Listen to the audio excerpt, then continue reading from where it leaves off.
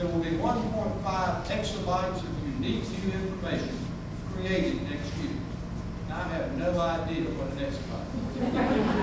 And I don't know that I care to know what an exabyte is. What amazes me, and what's funny, when I give you this statistic, it's going to be correct, but I've heard press people, they don't believe it. They will reduce it to 50 years. The 1.5 exabytes equals the same amount of unique information that was created in the last 5 minutes that will be created next year.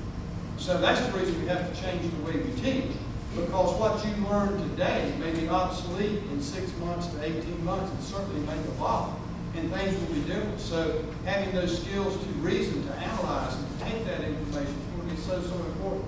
And that's going to be part of the job of the community colleges it teaches its students. I think what you will see, and you already see it happen, is that the community college will become more of a partner, more integrated with our university system and public schools. You already heard Erskine Bowles, who was the president of the university system until recently, say that for those first 2 years of college, really we need to have more students accessing the community college. Again, more affordable, more accessible. Takes some of the stress off the university system. Yes, it does. It puts more stress on this system. You're seeing more integration with the public schools. And Ed mentioned the Innovative Education Act and early colleges and the Jobs Commission. That's something I've been very, very involved with.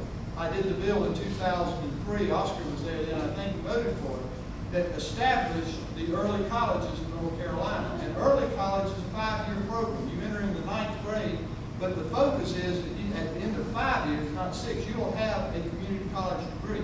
And it's really seamless.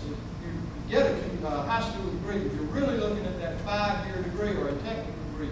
That way you get your first 2 years of college free of charge.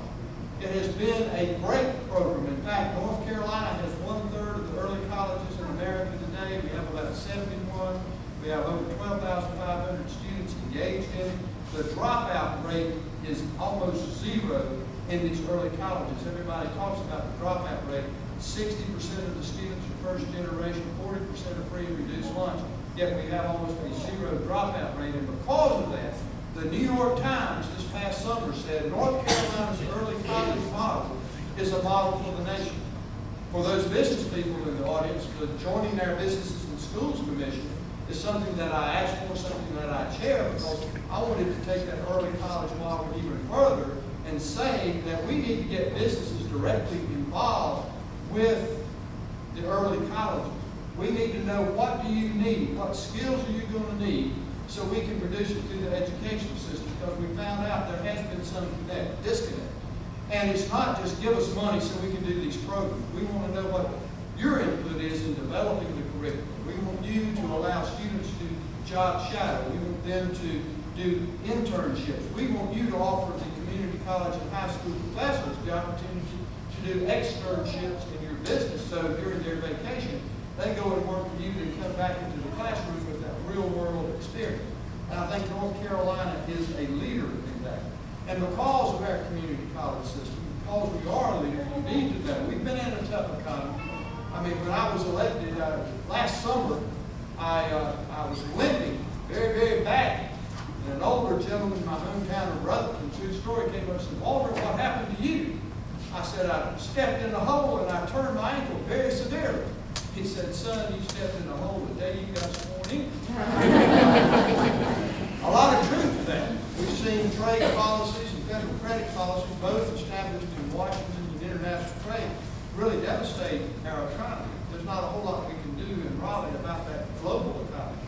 But we are fighting back. You need to know that because of this community college system and many other reasons, North Carolina ranks #1 in Site Selection magazine for the best place in North Carolina, best place in the United States to do business. Some people say, well, Site Selection magazine, I never heard of that, and that's 1 year. Well, no, it's 9 out of the last 10 years in Site Selection magazine. We also rank #2 in CPO, and most of you have heard of Forbes magazine. We rank 3 in the nation and 4th for the best place to do business. We have, I think, a great future, but we have a great future because of things like this community college system. The greatest thing about the community college system is that word community. I'm from a county, we've got 3 high schools. Chase High, RS Central, and East Road. And man, it can get tough, particularly on Friday nights. It will get real tough.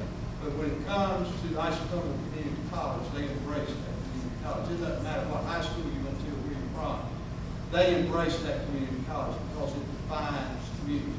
So I applaud what you do, and I particularly applaud